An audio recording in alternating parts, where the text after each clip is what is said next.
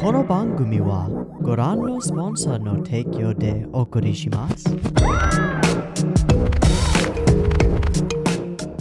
Alrighty, welcome everyone. I'm Teeaboo and I am here for strange transport, weird rickshaw, crazy limo, peculiar cab, unusual carriage. Yes, that's right. We are here for Odd Taxi, episode 11, and it's getting pretty exciting to me. I had a weird thought just a few minutes ago while I was taking a shower getting ready, which is that this is the point where the last show that we watched in this seasonal slot, Wonder Egg Priority, really started to fall apart.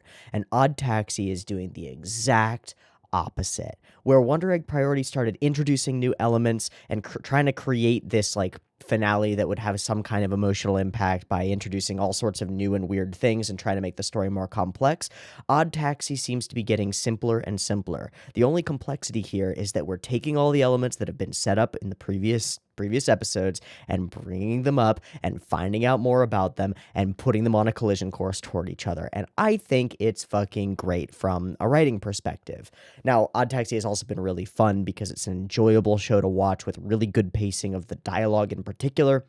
And from what I know, that comes from the way that they're recording the dialogue, which I really hope we see a lot more of in the future, because there's a noticeable difference between the way that these characters interact and the way that most characters in most anime interact off script or on script. And I think that Odd Taxi is doing a fantastic job of that. Anyway, those were just my Thauer shots. Those were just my shower thoughts about Odd Taxi right now.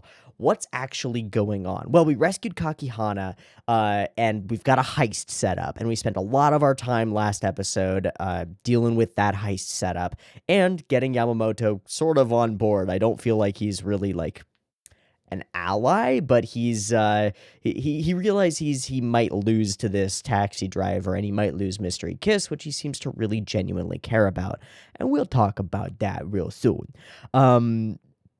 But getting everybody together, getting this crazy harebrained scheme to make Yano take the money from Imai when he picks it up from the bank and go and run away with it, have him only check the one case while stealing all the other cases, which are empty, for Yano, but then we're stealing the actual ones.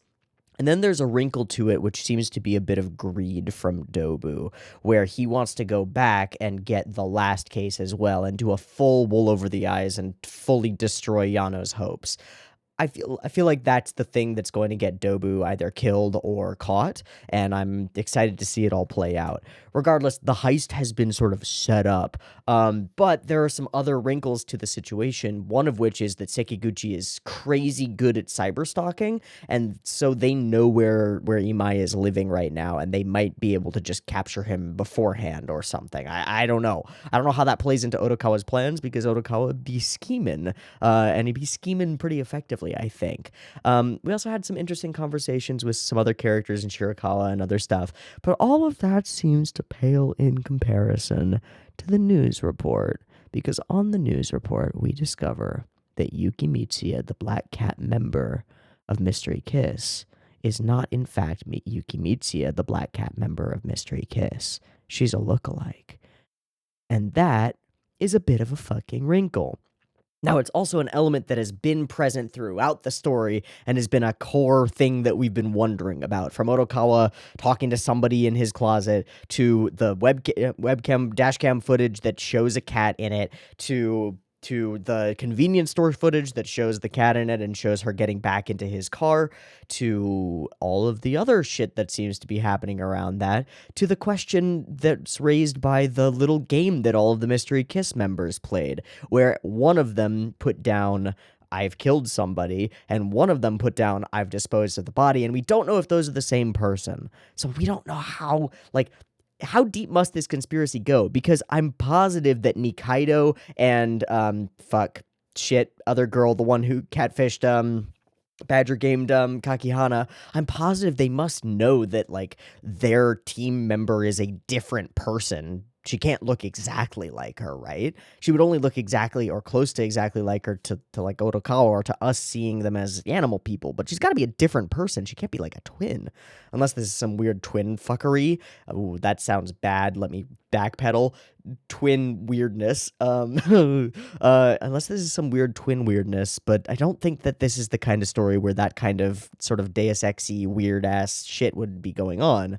So Yuki Mitsuya is dead, and we don't really know exactly how she was killed or why she was killed, but she's dead and she was dumped in the ocean. And how that interplays with Otokawa's weird nightmares, I don't know if it does, because those seem to be about him drowning, not about somebody else drowning.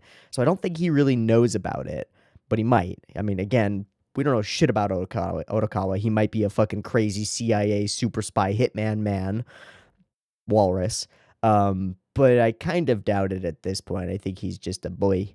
And I don't know what the organization that pays for all of his shit is, but I have a feeling that it's criminal. And we don't know why Yuki Mitsuya is dead. Or why the person who took her place took her place. Is she just a random that they pulled off the streets and were like, you want to be a star? Just pretend to be this other girl. You're a star. Or if she, like, had something to do with it. Like, maybe this was an envy, greed, desire for her own success sort of thing. Maybe she's the sole person who knows. Maybe it's Nikaido. Maybe it's Yamamoto. It seems like Yamamoto knows because, like, there are the weird conversations that he's had with. Okay, I'm getting into the weeds. I'm getting into the weeds of the crazy, like board strings thing that Odd Taxi is making me do, and that's great. It's fantastic, and it's a testament to how cool and interesting the mysteries of this show are, and the mystery of this kiss is. That sounds weird. But I'm getting into the weeds in a way that just shows that I've been trying to think about this episode and trying to think about this reveal, and I don't know, and I'm hoping to find out more. But I also have a feeling that this episode is going to be more heist stuff. Like, we're going to have the Amai things and move more into, like, the heisting things. So I don't know if we're going to get any of that information. I really hope we do, but... So, instead of getting into the weeds even further, let's watch episode 11 of Odd Taxi and see what the heck is in store for us. So, I've got the subs please version of Odd Taxi episode 11 sitting on my computer ready to go. It's at 0 seconds. There will be 2 versions of this reaction as usual. Picture-in-picture in the description, timer on YouTube, early access on Patreon if you want to get the next episode right quick, and a beep beep timer to count you down if you're syncing up with the timer-based version. Let's get into it and come back for the discussion.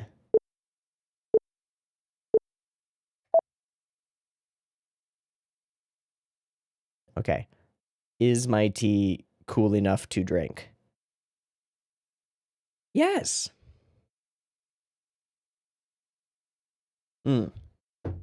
Short version.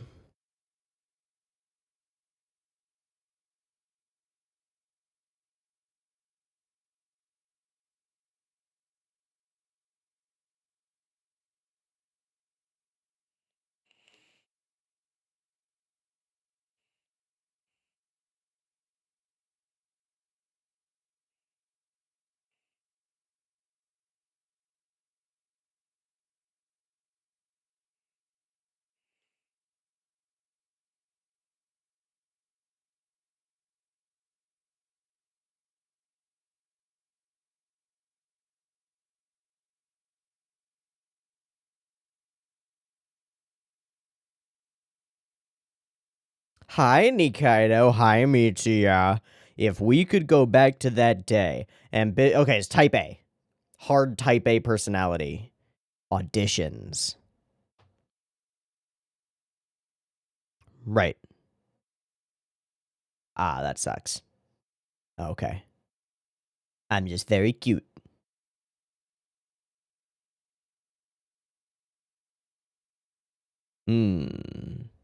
We're already setting that up, huh? Oh. After all, you're exceptionally cute. Okay, she had that dance. All that athletic ability.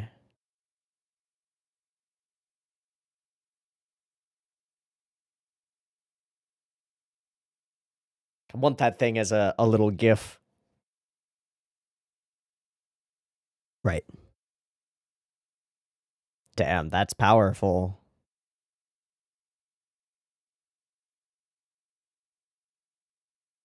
Well-built man.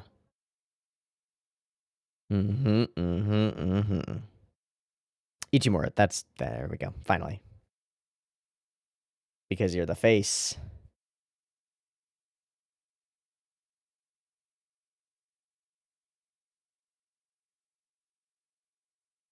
Yeah, she's just fine. Still on the track team, because she's just that good. Aww. Hi, Mai. Sure, fair. Okay, this feels like we're setting up Nikaido to kill her. Oh. Oh. Yeah. Well, they may be. She sees everything in terms of success, loss. Yeah.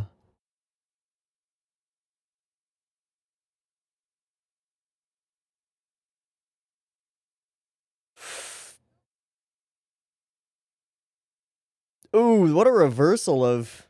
Yeah.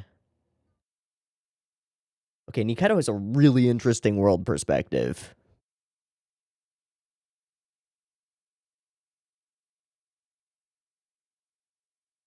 Nope.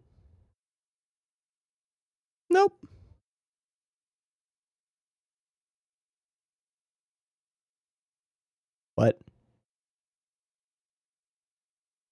I don't understand what that move is.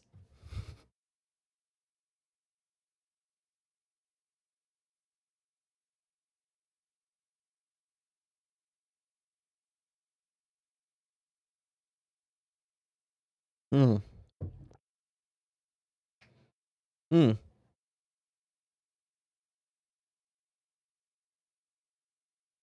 Soka.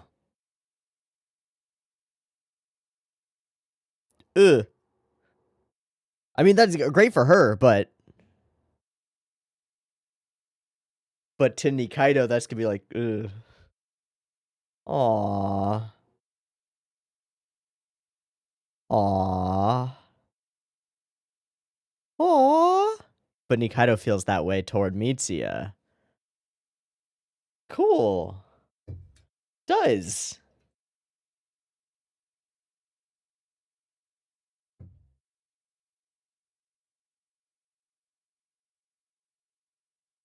To Yuki. Uh-oh. No, no, no, no, no, no, no, no, no, no, no, no, no, no, no. And the envy sets in. Uh-oh. Are you gonna murder her? Oh, take a taxi, huh? Do it anyway.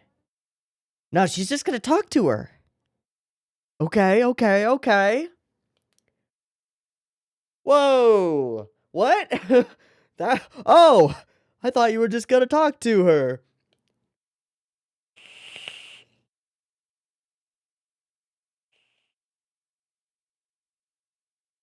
Oh fuck, she's already dead. Oh fuck, she's already dead! But that means who killed her?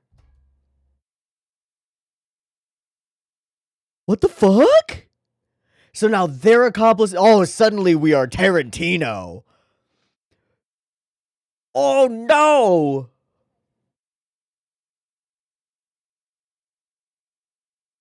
But you didn't. But she didn't. She ideated all of it. But somebody beat her to the punch. Okay. I have to guess that it's the other Mitsuya. But how? They don't know her yet. Let two men in. Who is it? Sekiguchi and Yano. Fucking shit. Jamming.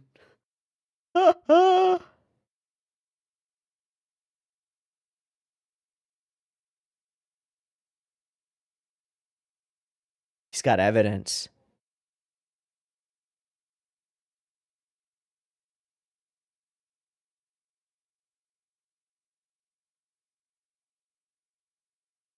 But who killed her, and why did they bring her there and sit her in the camera? Or I'm sorry, I was reading that. Sit her in the chair.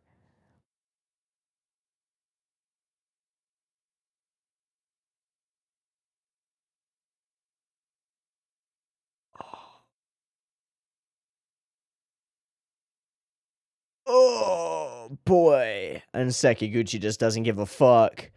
Chopping up body.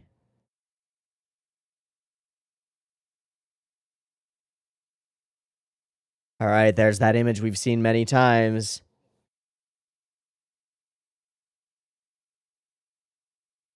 Right. Fuck. The only person is the taxi driver.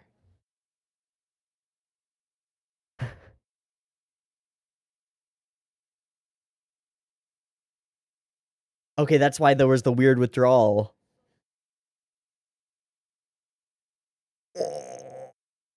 So that's why they're involved. The Badger games. Bye. Cool water. Oh my god. What a day. What a lovely day. Where did you find the other one, though? The replacement. Bingo. Not anymore, it isn't.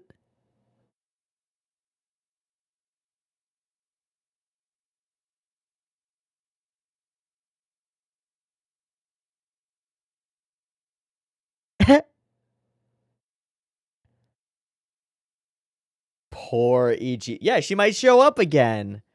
Poor Ichimura doesn't know anything.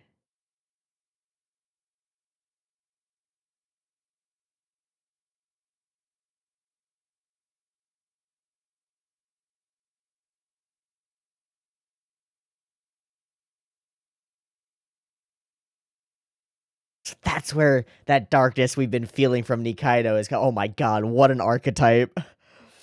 Oop.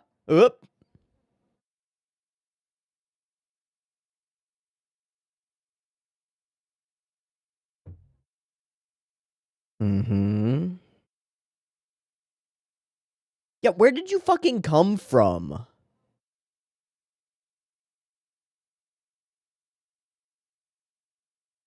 She does look different.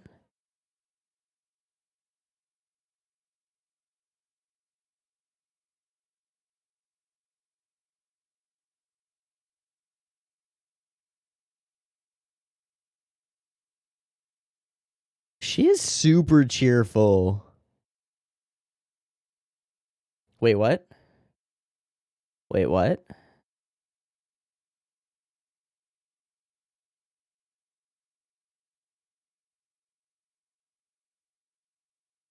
Also, who's her voice actress? Something about the way that she does like a fricative S. Sa.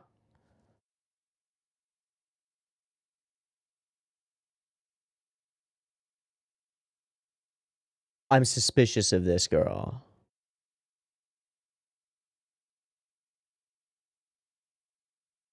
Is there also like a Dia de los Muertos vibe to their masks? Because I feel that vibe.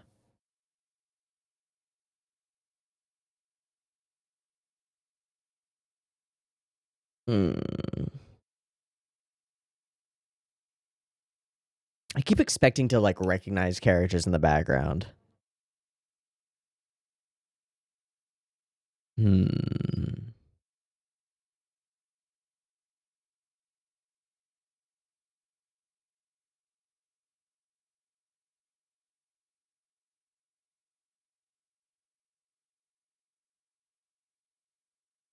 Odokawas.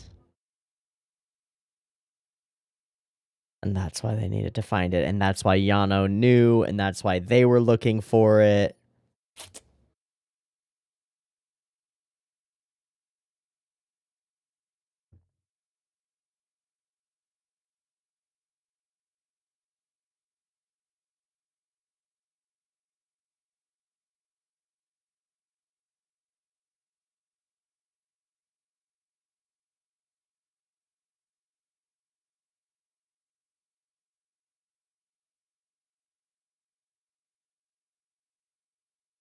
Is that Donraku?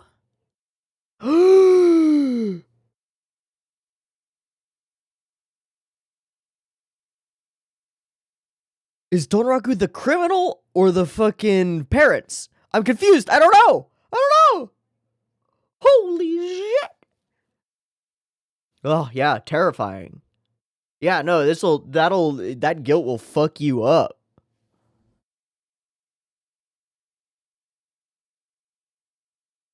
Oh man, this is just another one of those episodes where it's all just one person narrating. Incredible.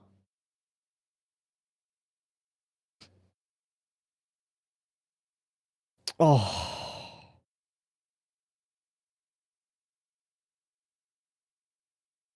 Oh, that's kind of cute. Oh, they're wearing matching pajamas. Okay. His way of living, right. So you were able to give up being type A in order to stop freaking the fuck out. But then there's the darkness in the corner, right?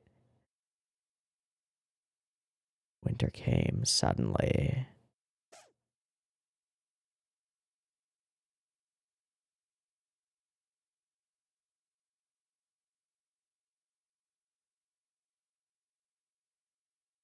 Wait, but you've been seeing Yukimitsuya this whole time? How does that work?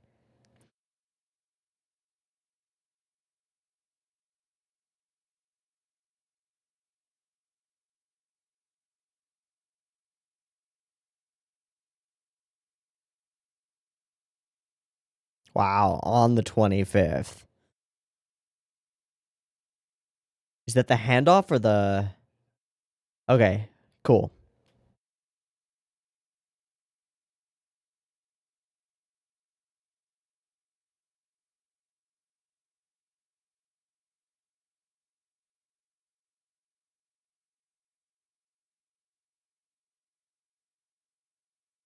Oh, man.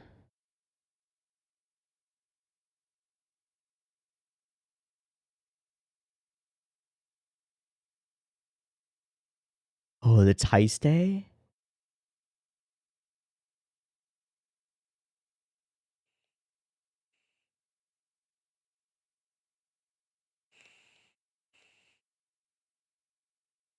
For sure.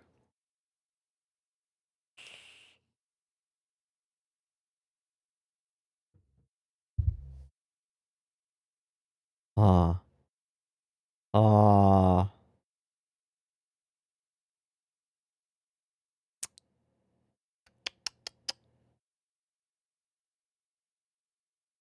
The plan's falling apart a little bit.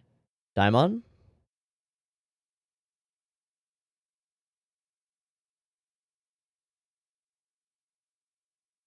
Oh, there were none of those shimmers when we were in Nikaido's perspective.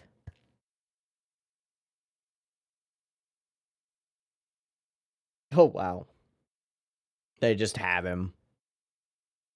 All right. Oh, yeah. No, that sucks. Yeah, that fucking sucks, bro. Yeah, she's fucking dead, dude. She was.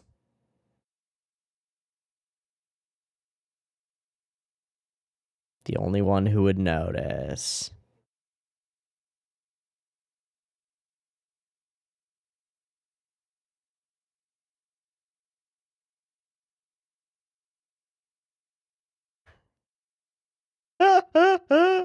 Shut the fuck up and let me spit.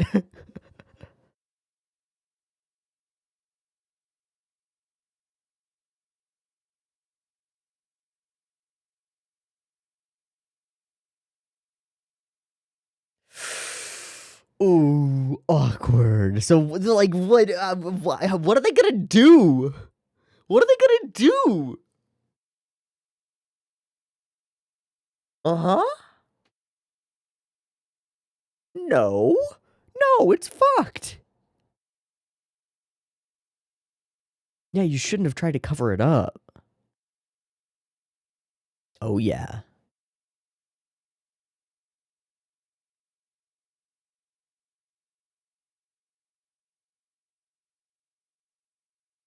Baba. Okay. Baba.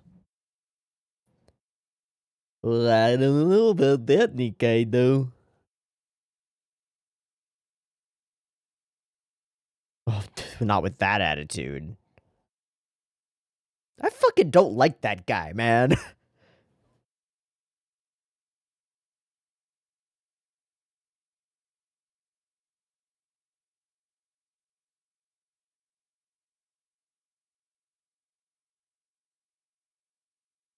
No.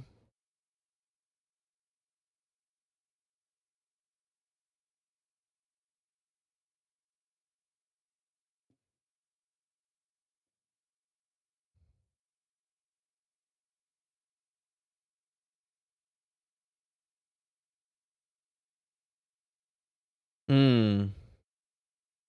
Hmm. Got him.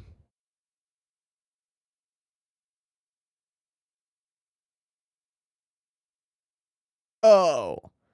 Just mid competition. Find the giraffe guy. Nagashima, let's go.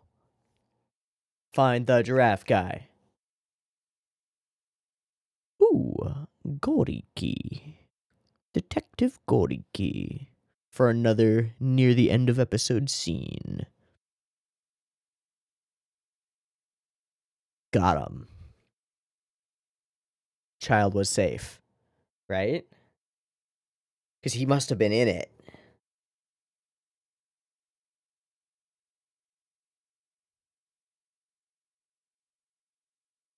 Whoa.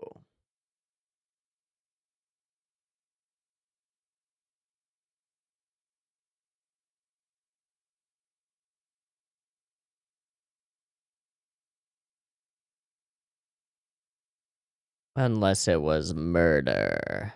Most foul. I'm sorry for all the yeah, who what why the fuck is there another Mitsuya-san? You're not shocked?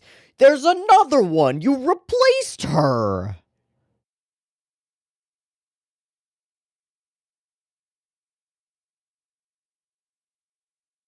Uh-huh.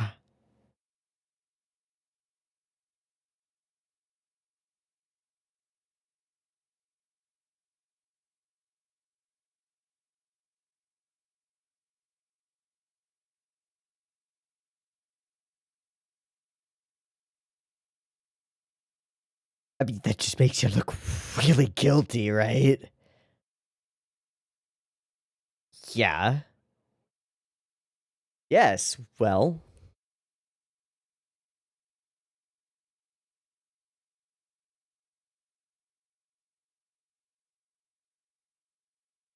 So you think a fan might have killed her? I mean, that shit happens. Writes down need to watch Perfect Blue.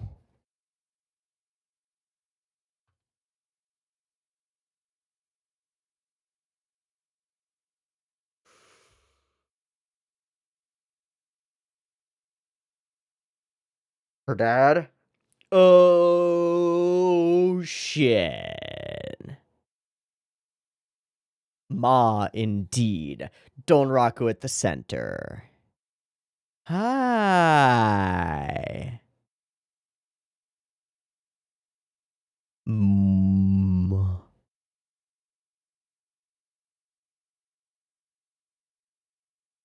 Why are you so smug, old Daimon? Really? Oh, this is Big Daimon. Never mind.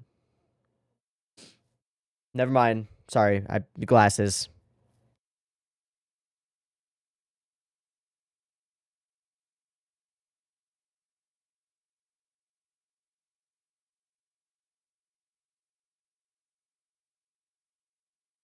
Are we full no EDing it? Oh my god, we're moving into it, man. Woo. Ah, hi, Dobo.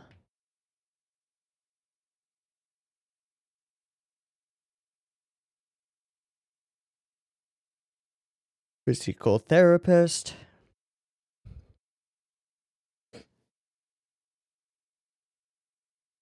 Okay. Confidentiality. Guess not.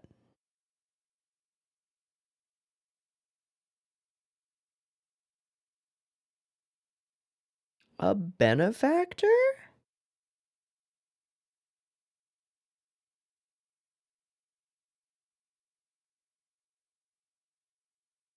Oh.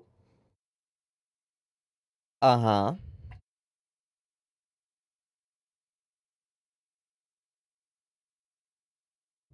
Okay.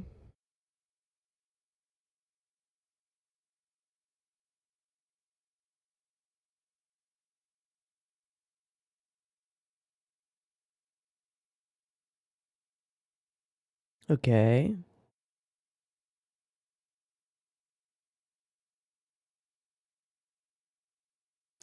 Did he refer to everybody else as animals? Yeah, let me see that shit. Gimme, gimme, gimme, gimme, gimme. You can't share that.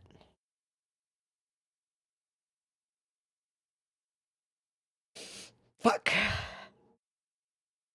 I'm asking because he's my friend. Oh, imposing.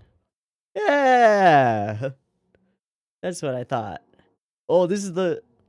Ooh, checking the moolah.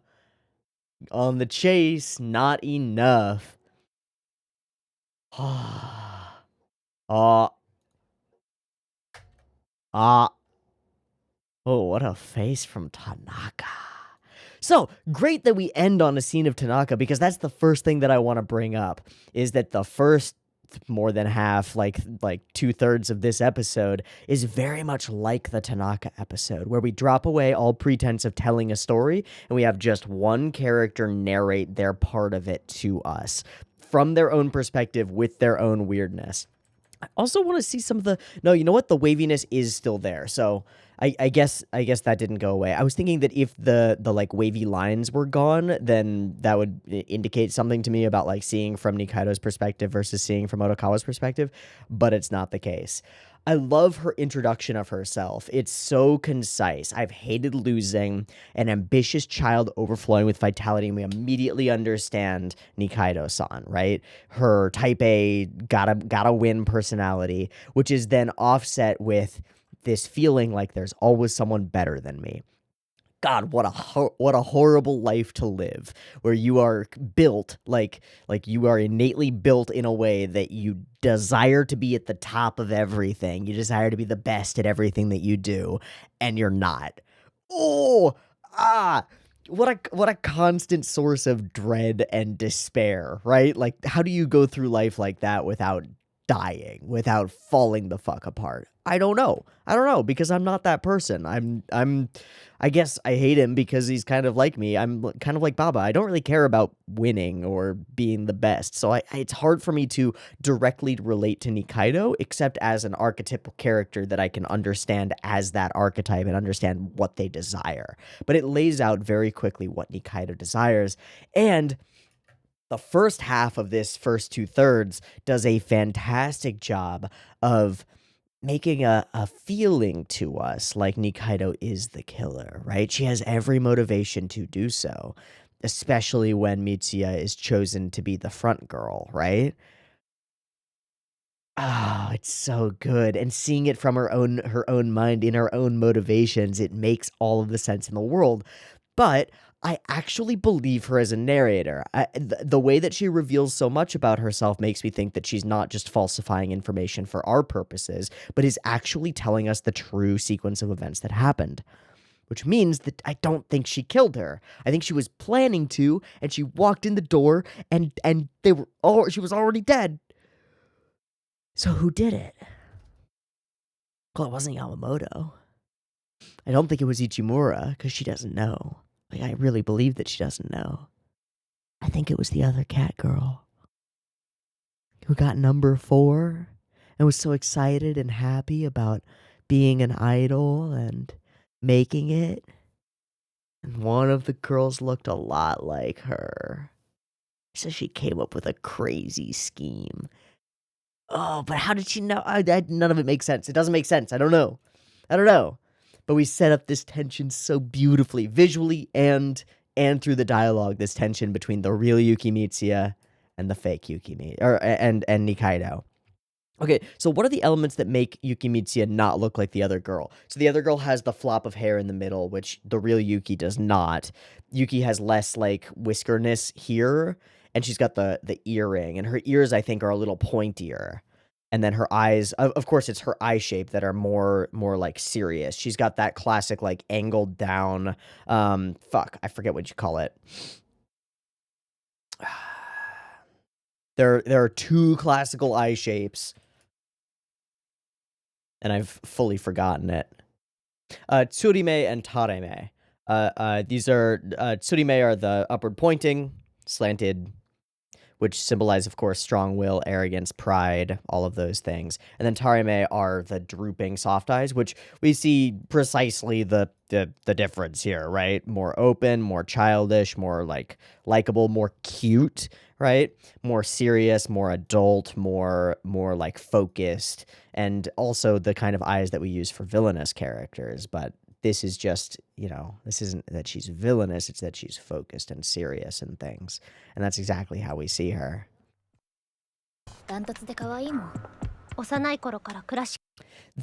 The difference in the two's voices is huge. She's so specific in her speech patterns, Yuki Mitsuya's voice actress is, which makes that a characteristic of Mitsuya. It's so interesting and so very different from the other girl, who's very like flippant and boisterous. I love this little weird zoom in on her little keychain thing, because we're inside Nikaido's perspective looking at that, and she's focused on it, and as they're walking, it begins walking because it's bouncing as she walks. I think it's so fun. It's so cute and so silly. She was my age, but she had worked hard. She knew defeat. She didn't fear defeat. So Nikaido, this character who also knows defeat, but does fear defeat, sees somebody and honestly admires her, is the feeling that I get from Nikaido. I think Nikaido genuinely admires Mitsuya-san, thinks that she's really talented, and it pisses her off to an extent that this other person is so talented and works so hard. Because she's not that way, right? She might work hard, but she says later, I worked hard for the first time in my life. So we get the feeling that Nikaido is somebody who expects a lot from herself, but doesn't really put in the effort to like reach the heights that she thinks that she deserves. And then she sees Yuki Mitsuya, who has all of the talent that she lacks and the work ethic that she lacks. And she sees this person and can't help but feel like, well, shit, how do I even compete with that? Right? How do I even... And so she kind of, in a weird way, gives up without giving up. It's really interesting. Okay, Mitsuya passed and Shio Ichimura. Yamamoto announced that I'd be the center. Awesome. So we began attending those lessons while also attending school. And there it is. For the first time in my life, I had to work hard. On top of that, Yuki Mitsuya remained on her track team. So just in terms of visual perspective and what's going on here, Yuki is hardly winded by their dance number, and they're both destroyed by it, but she's got a much better foundation than they do. And on top of doing all the idol shit and going to school, she remains on the track team because she's got time to spare on other competitive endeavors. This is like a type A personality who's never put in the work meets a type A who does put in the work for real and is just blown the fuck out of the water by them. And it's amazing. So the perspective continues. It made me angry. I love how we're inside the logic of Nikaido, and each logical jump is just a far enough leap to make perfect sense to us. It's very much the way that the Tanaka segment was written as well, where we see each jump from one thing to the next thing to the next thing as he spirals downward. In this case, Nikaido doesn't really spiral downward. She just changes in her perspective, and is explaining her perspective to us, but doing it in a way that like starts off very I'm calling it narrow, but it's not. Very focused on herself. Who am I? What's my deal? And then expands outward into her relationship with the characters around her in a way that's really excellently written. I think it's so good. Okay. There's this structure to her thoughts that's also very, very cool. She says like a factual thing about what's going on, and then a very short statement, very concise statement on how she feels about it, right? Blah, blah, blah, blah, blah, blah. We were working hard. Yuki Mitsuya remained on her track team. It made me angry. Then we had our first concert. Finally, a year and a half later, we had our first concert. I was already 18 by then. I was impatient, right? fact, opinion, fact, opinion. And it's like, it's the structure of her perspective on the world. And the whole thing is written in a way that demonstrates the way that she thinks about things. It's such fantastic characterization. I think it's amazing to have a monologue like this. And then we do it again here. I participated in several events for work. Comedy duos I'd never seen or heard of poked fun at me. It was humiliating. This happened, this is how I felt about it. This happened, this is how I felt about it. And this is how she like organizes her memories, how she organizes her thoughts, how she is, the core of her being and of her perspective. That's crazy. I became increasingly annoyed with this unsuccessful comedian. So I said to him, "You're working these events. How does it feel to see your contemporaries and juniors achieve success before you?" And it's a cool question because it's what she's struggling with because of the way that her personality interacts with the world. And so she's kind of joking when she says it, right? She's kind of trying to jab at him a little bit. But then he comes back with a fully, like, that's his perspective. He's okay with not being the best at stuff. Oh, I hate him for it because it's kind of the way that I am sometimes. I mean, I'm not like this. At first it frustrated me, but I've given up. Ooh, no. No, don't do that. My life is way easier now. But at the same time, that's a very common thing, I think. To just give up on the big dreams and be satisfied with being mediocre. Sure. I think you could actually get a modicum of like contentedness with that. In fact, I think that it's necessary to some extent in order to be content is to not to give up on. I don't like the giving up part. I don't like the giving up on your dreams part. But the understanding that you can't achieve everything, that you're finite, right? And your impact upon the world is finite as well. It doesn't need to be infinite. You don't need to reach everyone. You don't need to impact the whole world. You don't need to cure cancer, right? You might not. You can be content doing something smaller. But I think that what you want to do is not to give up on success, but to fold your definition of success into something that's manageable, that's achievable for you. Because like aiming at I'm not going to be happy unless I'm a billionaire with all the hot girls and I'm super smart and I write a bunch of books that people love and my YouTube channel has 1 billion subscribers. Like setting goals that are unreasonable is just setting yourself up for failure. So there's an element of like knowing your boundaries, but then there's also the need, I think, to like raise your eyes above your current self and look at something transcendent and something like important and move toward it in order to like have that feeling of constant achievement and like and move towards something. But then it works for him and he's happy for the success of his friends and for his contemporaries and for his kohais and his juniors. And of course, she sees this as that just means you're fucking, you ended. You're done. There's nothing to you.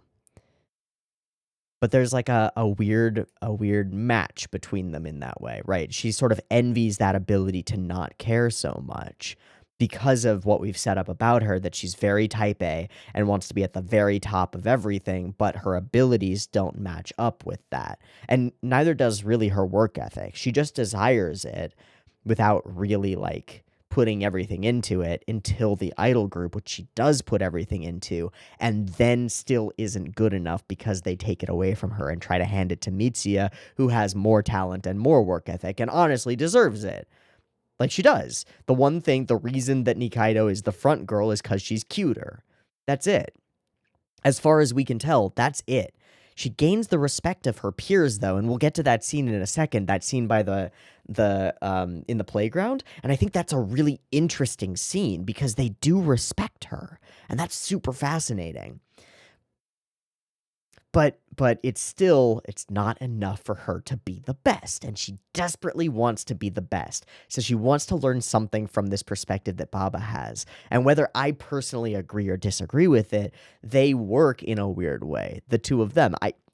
It's weird and it's sucky, and I can imagine being on the outside of this and being like, why the fuck is this super cute, relatively talented, very type A, very aim for the stars girl going out with this pretty much a loser comedian? Because he is. But he's okay with that, so he's not losing from his own perspective, right? He doesn't see himself as a loser. He sees himself as just doing his thing, just doing all right. And it's working for him because he goes on to get other gigs and stuff, and his more like focused, more rules bound, more conservative in some ways comedian partner is not seeing that success despite his dedication. Oh, the writer has written so many interesting characters that interact with each other's like perspectives. Not just interact with each other, but their whole worldview interacts with another person's whole worldview in a way that is like, it creates fascinating explosions of like characters smashing into each other. And this is another one. This one here. Now I don't know what the fuck this is. He's giving up his seat to that guy. I didn't understand. I didn't really register this. I thought he was like pointing at her, right? I thought he was like pointing at her, but he's giving his seat to somebody else. And that's also falling into his perspective. Like, he's being a nice citizen. He's being a good citizen, letting an older person sit in his seat, but it's not something that like letting other people have what you have, letting other people take from you is not the kind of thing that Nikaido would be down for. Now, that's not to say that you won't get up to let an old person sit down necessarily, but it is still indicative of Baba's view and his way of being. So that's pretty cool. So she blushes. She sees that he's a nice guy. We exchange contact for whatever reason. Well, because there was something novel about him, honestly, right? Like, despite your thinking that this guy's kind of a loser, there's something novel about the way in which he's a loser and the fact that he seems to feel content when Nikaido doesn't feel content, right? She's got her worldview. She's got her, I gotta aim high. I gotta achieve lots of things. I gotta be the best. And she sees somebody who's not aiming high and is just sort of coasting and just chilling. And there's something about him. He seems happy. The fuck are you? How? That's not my definition of happiness. How can you be happy? Well, because people have different perspectives and different ways of being. Maybe that is success to him. That's kind of cool. Okay, so we decided we'd make our major debut. She asked this question, why did you want to become idols? And Ichimura gives us a very straightforward answer. My family's poor. I want to get rich. Sweet. Cool. Good for you. You better work hard. Sweet. What about you, Mitsuya-san? Honestly, I just joined to make some memories. And this, like, I kind of cringe at this because I'm in Nikaido's perspective. And Nikaido's perspective is, this is the goal, right? This is the thing we've been aiming for. I need this. Mitsuya-san doesn't seem to need this. She's got her track team. She's got dance. She could go do ballet. She could go do any number of things. She just wants to make some memories, man. She's sort of flippant about it. And that kind of it pisses you off a little bit when you're in this to win this, right? Like, she's in it to win it too. Let's not get it twisted. But she says, I just joined to make some memories. And we see that slight narrowing of Nikaido's eyes. And then Mitsuya adds on to it. And it was you that made me think that we would be able to achieve something amazing. Puts it on Nikaido. I thought we might be able to achieve something amazing. Once I met you, Nikaido-san, because you're the one with the drive. And that is what she is in this group. She's also the one with the appearance and with the face and with the looks and all of that stuff. But she has that drive, and maybe they don't. And maybe, as a team, they need that. And that's really interesting to me. We'll have to work hard to make sure we don't hold you back. What an interesting perspective. Like, who says that? Yeah, no, Mitsuya says that, the hyper-talented one.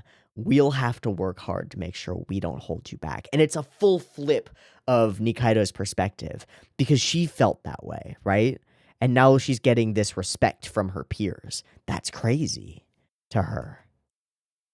And so she believes it too. She begins to believe it too. The three of us, we're going up together. We're going to win together. This all works for me. And then it gets blown the fuck out because this fucking fat ass, pig ass producer is just like, Cat girl, she's better. Make her the front girl. And everybody else is like, please no. I love this shot. It's so warpy. The perspective is so weird, and it's like everything is bearing down on us, and the size and the scale of everything is so high. It's great. And then, of course, the hat and the stuff.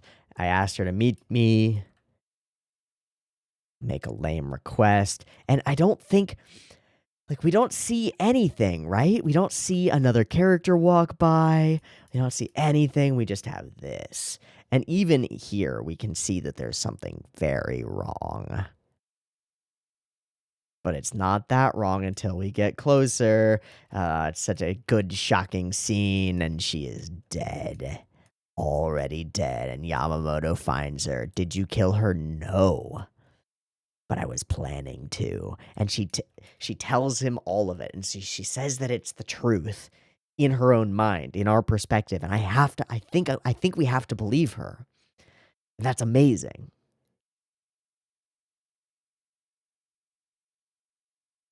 Now, maybe it's a trick. Maybe it's a trick because we've had Nikaido reveal so much of herself to us, so much of the like darker parts of herself. Her own motivation, her own bits of like envy, things that people don't want to reveal about themselves. She's revealed those things. She's expressed those things. And so that makes us want to trust her.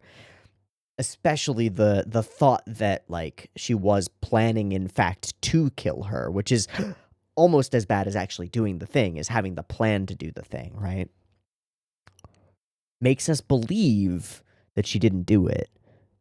But there's still the possibility that she did. We can't rule it out 100%. But I think we can. I think it's out. I don't think she did it. And so it comes to motivations. And so I think the only person who really gains from replacing her is the person who replaces her. Right? The one who wants so badly to be an idol? I think so. Oh, I don't know. Okay, we still have a section to get through, which is the perspective that Nikaido has on the whole cleanup procedure. And of course, this does very much remind me of Tarantino stuff because there's an explicitly a scene where they bring in like cleaner guys a couple times in a couple of different Tarantino films. It's a thing that he likes doing. And of course, it's Yano. And he, of course, raps about this shit as he's doing it, which is crazy. And Yamamoto puts in so much effort to try to make it all go away. They chop her body up. You can see that these, like, I don't think that these tools were this badly damaged before we started chopping through bone with them, but I don't know. Maybe they were just fucked up awful tools. And Sekiguchi is just full blank face. He doesn't care. He's done this before. Whatever, man. Just cold and just doing it. But Yamamoto is freaking out, of course, as they pull her apart. Freaking the fuck out. And the need for the allowance that they will use the members for like Badger games and shit. Suddenly you're part of the mafia system, right? Dawn comes, the sky lightens. And Yamamoto introduces us to a new girl. Different eyes. Yeah, the hair flop is different. The ears are different. She doesn't have the piercing. Her whiskers are different. She doesn't have these whiskers, which like accent the eyes. Different girl, but not that different. And she seems very pleased to be here. And Ichimura finds out for the first time. We don't have time. We'll wear the masks. until Yuki Mitsuya wears things. Comes back, we'll use that. And of course, she doesn't have the dance skill. I'm here to be Yuki Mitsuya. And the karaage comes in, right? That she loves that shit. And then I love this shot of them framing themselves reflected in the mirror. It's cool. With the dividing line between. It's cool. Okay. I wanna analyze, I wanna like look closely at this scene. Yeah. Or these pieces of dialogue. When I failed this audition, I refused to accept it. Interesting. Impressive drive. They told me I was their fourth choice. So frustrating. I almost made it. I was so close. What about auditioning somewhere else? No, I wanted to be with you. And you want to be famous? Yes. Single parent home. It's all for my mom. That's how we justify it because it makes sense. Sometimes I wish I could just disappear, but seeing idols on TV cheered me up. She found the one thing she could hold on to. Okay, well, we know this character's name now. I'm going to look up this character's voice actress because I think she does a great job, and I think she's the murderer. And so, and what I mean by that is, if she is the murderer, and there's no way I'm going to find out, I'm not going to look, I'm not going to know. But if she is, then she is doing a fantastic job of being happy-go-lucky in a psychopathic way. Just a little bit too pleased about everything. Yeah. All right, let me see. Only the one Mitsuya Yuki is listed. So I'm going to have to go to ANN, I think. Because that one is listed as Manatsu Murakami. Fully not listed. That fucking sucks, dude. It's also messed up because they listed as Manatsu Murakami as Yuki Miya, which isn't her name. It's Mitsuya. Shite. All right, well, I just don't know who the voice actress is for the actual, like, for not Mitsuya, fake Mitsuya.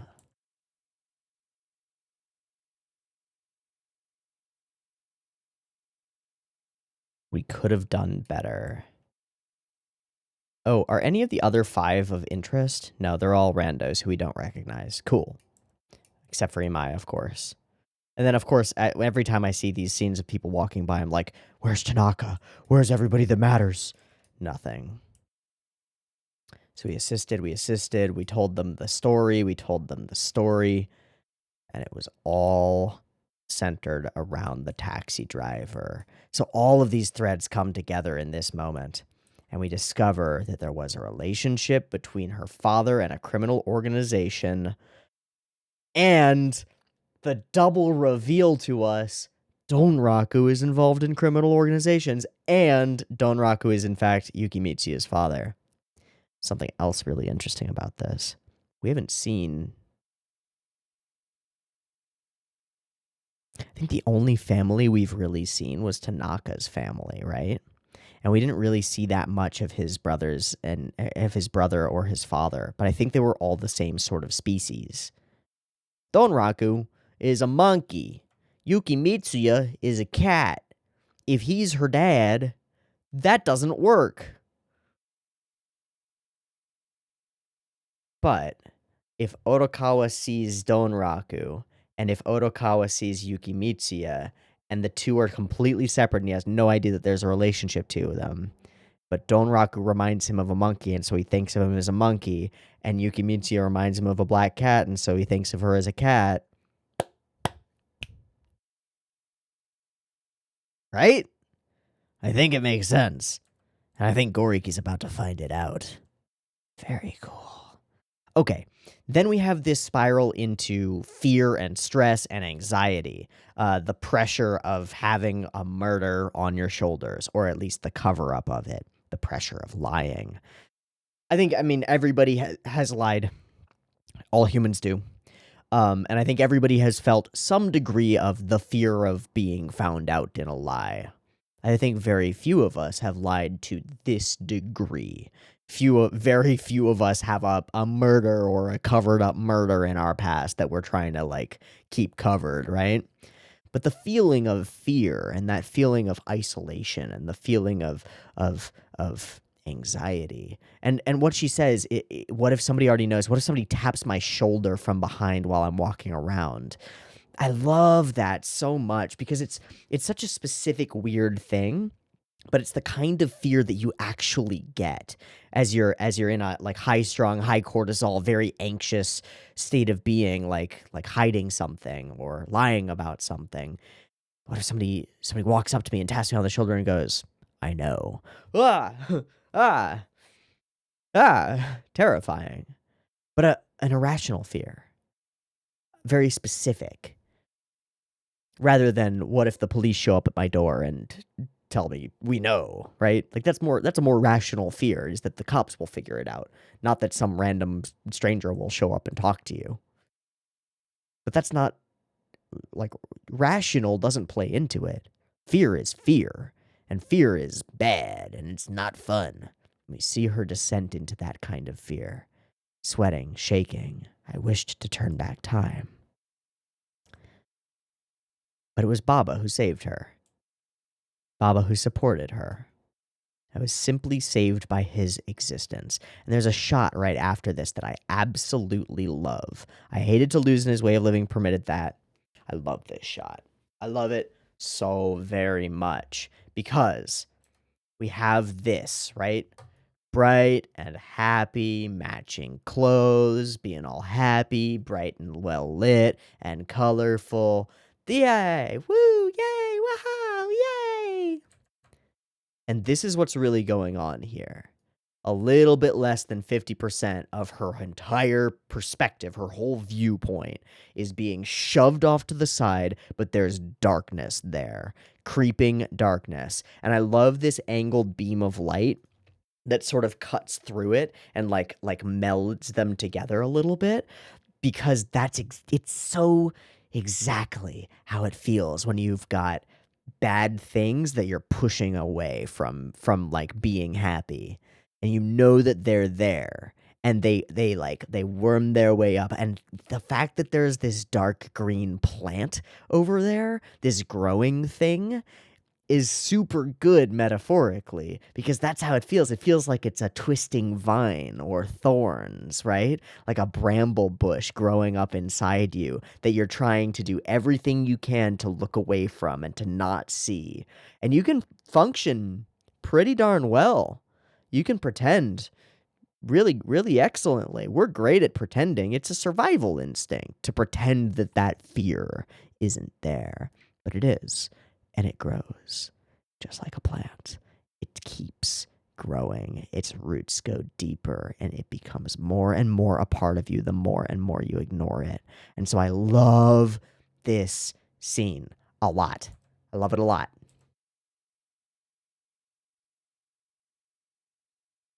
Now, I guess there is this very slow pan to the left, as though Baba's presence is almost pushing it away a little bit. I think that's pretty cool too. I think it's a really smart scene, and I think that it's very much intentional. I don't think this is just random, right? I don't think that this is oh, let's just put a dark plant in the side. That'll be fun. No, no, no, no, no, no, no, no, no, no, no, no, no, no. No, the person directing and storyboarding this knows exactly what they're doing and exactly how this feels. Whether we recognize it consciously or not, that's the feeling that we get, is darkness pushed to the side so that we can focus on the good thing, but really it's right there, and it's always right there. And if we keep looking away from it, we're going to turn back and look at it, and it will have grown. Oh, I love it. Oh, I love it, love it, love it. And then the news report. And it all falls down. And then it all sort of smashes together. The heist thing is happening. The conference is happening. Otokawa's plans are in disarray because Yamamoto won't be there. Blah, blah, blah, blah, blah. And because the warehouse was found, they won't be going there, so the route is different. And we did a bunch of complications. Yeah, no, they're complications. This is exactly the way that you run a heist. I've been running a lot of heists because I've been running D&D, and I've been running Waterdeep Dragon Heist, and Waterdeep Dragon Heist is a series of heists. I've been running the Alexandrian remix of it, which is even more a series of heists. And one of the things that he brings up, the Alexandrian, by the way, is a writer who writes third-party D&D content and remixes pre-written adventures in ways to make them more interesting. Like Dragon Heist, as it stands, is a fun adventure and it's really cool, but there's a lot that can be done with it, and there are a lot of like holes in it, a lot of flaws. And the Alexandrian went, or his name is Justin Alexander, went through it and like added a bunch of stuff and made it more interesting. But one of the things that he made interesting was to build out the heist structure of the campaign, and part of that was introducing complications into the heist, because they're a key part of the way that you run a heist movie, or the way that you produce a heist movie. Is there's the planning phase where our heroes, Ocean's 11 style, sit around and they get the maps of everything, and they know where the thing is, and they know what their plan is, and they know that each of the characters has to do each of these things. They're going to put the acrobat in a box, and he's going to do a backflip, and that'll all be great. And they're going to have this guy talk to this guy, and that'll be great. But then complications have to happen. So this guy goes to talk to this guy to distract him, and he doesn't get distracted. Complication. Or he goes to this place to like knock out this one guard who's there, and there are 3 guards. Complication. The unexpected occurs, and it throws our plans into disarray. And then we get to see how our characters actually act in struggle. Because that's life, right? Like that's really life. Is you have a plan to get from point A to point B. You have a plan to get from starting school to get your degree. You have a plan to get a job. You have a plan to finish your job. You have a plan to go to work. And then a complication happens. There's a car crash on the freeway, and you're gonna be late. Your work is way harder than you thought it would be. Your teacher doesn't like you. You're actually not that good at XYZ. All sorts of things happen that you don't expect. And figuring out how to deal with them is the nature of life.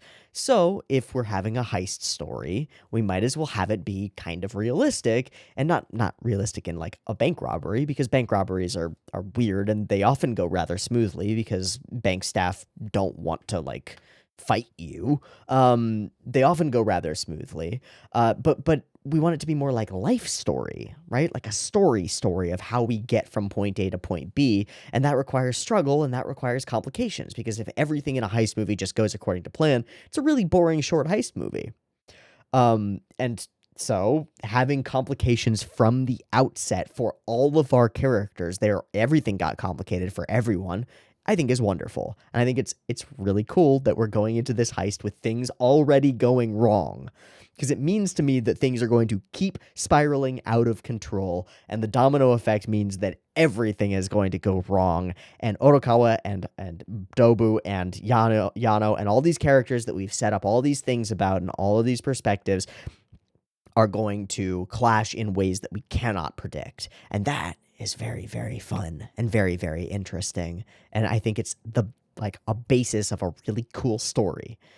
As I said at the very beginning, this is where Wonder Egg Priority started falling apart. This is where Odd Taxi is coming together. All of the mysteries seem to be woven into one another, and they seem to have been that way from the start. Like, this was all planned. This was all the way that this story was meant to play out, piece by piece. But it also feels organic enough to be interesting. And walking that line of like organic versus a structured story, and bringing all these characters together in a really, really interesting way, really, really, truly is a testament to the talent of the writers. Because, again, this is not the most visually beautiful, over-the-top, crazy Sakuga show. There is no animation in this show that you would call crazy cool Sakuga, except for maybe some stuff that's kind of neat in the OP. The characters don't move much. They talk to each other a lot, and that dialogue is stellar. The color is great, and it looks good, and the perspectives and the filmmaking part of things is great, but it's not very impressive or visually interesting. It's just visually interesting enough to be totally carried by the dialogue and the intrigue, and that's fucking awesome to me. Because I often spend a lot of time getting sucked into the animation details and stuff like that, and with a show like this, there's just no opportunity to do that. There's no reason to care. It's all just as much as it needs to be for us to get the point, and then the dialogue takes over, and it's the actual character writing, the actual interactions between the characters, the way the dialogue flows, the lines, the cleverness, the wittiness, and then the overall movement of the whole show that sucks me in. And I think that's very fun and very different, and I'm glad to be here experiencing it. Cool. That's going to be a wrap for me. I've been Teeaboo. This has been Odd Taxi, episode 11. I hope you've enjoyed it as much as I have, and I very much hope to catch you next week for more. If you want next week's episode a little bit early, it'll be on the Patreon a little bit early. Go ahead and check that out if you'd like to. Throw me a couple bucks. It helps out a ton, and I'll see you next time for more Odd Taxi. Peace.